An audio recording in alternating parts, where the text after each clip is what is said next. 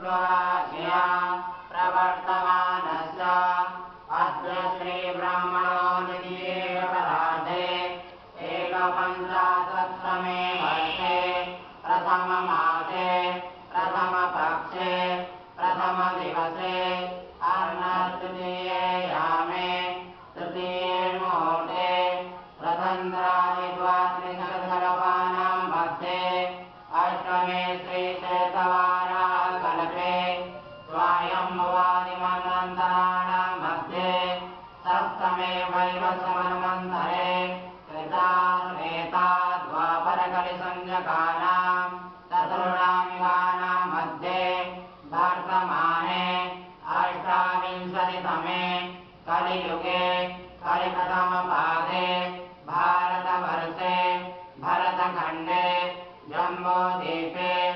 आर्यावर्तेदेशे इन्द्रप्रस्थक्षेत्रे गौतमबुद्धमण्डलान्तर्गते नोएडानगरे शररपुरग्रामे महामन्दिरपरिसरे प्रभवादिषष्टिसंवत्सराणां मध्ये क्रोधीनामधेयसंवत्सरे उत्तरायणे शिशिरऋतौ माघमासे सुवेतुशुक्ले पक्षे अद्य एकादश्यां सोमः पुण्यतिथौ गुरुवासरे अनुराधानामधेयनक्षत्रे वृद्धयोगे बभकरणे वृश्चिकराशे चन्द्रे मकरराशे श्रीसूर्ये मेषराशे भगवद्यो गुरो शुभराशे शेषग्रहेषु सत्सु एव ग्रह गण गुण विशेषण विशिष्टायां वेलायां शुभमहापुण्यतिथौ आत्मानं वर्णपूर्वकं दैवी शक्तिया गणद्वारा एकवाडोरदेशे उत्पन्नस्य गयाखिलस्थाने उत्पन्नस्य वर्तमानसमये एकवाडोरदेशे गयाखिलस्थाने निवासिनः शीसर अलफेडो सम्प्रेणो नामकस्य यजमानस्य श्रीमहामृत्युञ्जय रुद्रदेवता प्रसादात् धर्माटकाममोक्षचतुर्विधपुरुषार्थफलसिद्ध्यर्थं क्षेम श्रेय वीर्य विजय अभय आयु आनन्द आरोग्य ऐश्वर्यादिवृद्ध्यर्थं जन्मनक्षत्रवशात् जन्मराशिवशात् नामनक्षत्रवशात् नामराशिवशात् गोचर वेद अष्टक वर्गज रूपज देहज अंडज बलाबलभावेषु ये एकरारिष्ठस्थानगताः तेषां ग्रहाणां शुभ एकादशस्थानफलवाप्त्यर्थं सुवस्थानस्थितिग्रहाणां सकाशात् सुवस्थानफलवाप्त्यर्थं सुवस्थानस्थितिग्रहाणां सकाशात् अतिशय शुभफलप्राप्त्यर्थं नक्षत्रदशामार्गे विंशोत्तरदशावशात् प्रातगुरुमहादशायां राहुभुक्तौ शुक्रप्रत्यान्तरे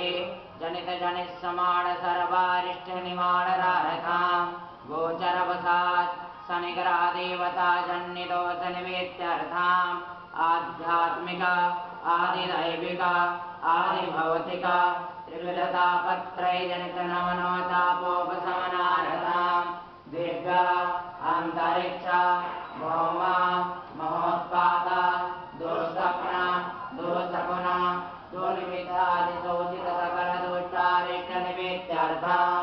वायाभ्यन्तरशत्रुभे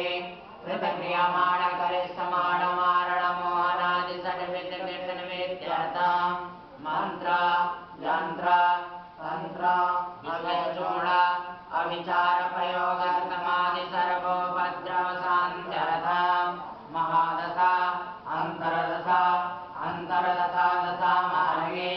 मंडोकावलोकनादि सन्निपातनिवेत्यर्थं पांचभवतिका देहार्थिता वाता एका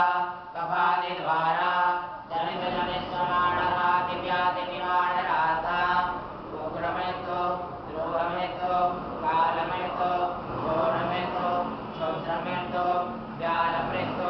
इत्यादि सर्ववृद्धमितुवीणा परिहरार्थं राजभय चोरभय अग्निभय जलभय सर्पभय रोगभय शत्रुभयादि समस्त भय निवारण द्वारा अभय प्राप्त्यर्थं चिंतित मनोरथ सिद्ध्यर्थं सर्वावेग सिद्ध्यर्थं सर्वाद शारीरिक मानसिक क्लेश निवारणार्थं उत्तम आनंद आरोग्य ऐश्वर्याभिवृद्ध्यर्थं अप्राप्त लक्ष्मी प्राप्त्यर्थं प्राप्त लक्ष्मी चिरकाल संरक्षणार्थं सकल कामना सिद्ध्यर्थं राजद्वारे सभायां वा सरपत्रेषु विजयलाभादि प्राप्त्यर्थं ईजनमञ्जनमान्तरे वा सकल दुर्गोपशमनार्थं तथा जन्मराशि सकाशार्थे केचित् विरुद्ध चतुर्थाष्टम द्वादश अस्मानि स्थिताः पूर्वग्रहस्थैः सूचितं सूचिस्समानं च यत् सर्वारिष्टं तद्विनाशद्वारा एकादश स्थानवाञ्छित शुभफलप्राप्त्यर्थं पुत्रपौत्रादिसन्ततिरविच्छिन्नाभिवृद्ध्यर्थं आदित्यादि नवग्रहानुकूलता सिद्ध्यर्थं तथा इन्द्रादिदस्दिक्पालदेवता प्रसन्नार्थं आदिदैविक आदिभौतिकाध्यात्मिक त्रिविधतापोपशमनार्थं धर्मार्थकाममोक्षचतुर्विधपुरुषार्थ सिद्ध्यर्थं श्री महामृत्युंजय रुद्रदेवता प्रसादात् शरीरे उत्पन्न जरा व्याधि रोग शीघ्रातिशीघ्र शमनार्थं शुभफल प्राप्त्यर्थं श्री महामृत्युंजय रुद्रदेवता प्रसन्नार्थं च श्री महामृत्युंजय मंत्रा ओम हौं ओम जों सा ओम भूर्भुवः स्वः ओम त्र्यंबकं यजामहे सुगन्धिं पुष्टिवर्धनम् उर्वारुकमिव वन्दनान् मृत्योर्मुक्षीयमामृतात् ओम स्वाभुवभु ओम सा धूम हौं हौं इत महामृत्युंजय मंत्र नानानामगोत्रोत्पन्नैः ब्राह्मणैः द्वारा अहं करिष्ये वयं करिष्यामहे ओम जज्जग्रदोत्तुरमुदैतिरैवन्तदो सप्तशतथैवैति दोरङ्गमञ्ज्योतिकाञ्ज्योतिरन्तन्मे मनः शिवसङ्कल्पमस्तु संभवतु शुभानि सम्भवन्तु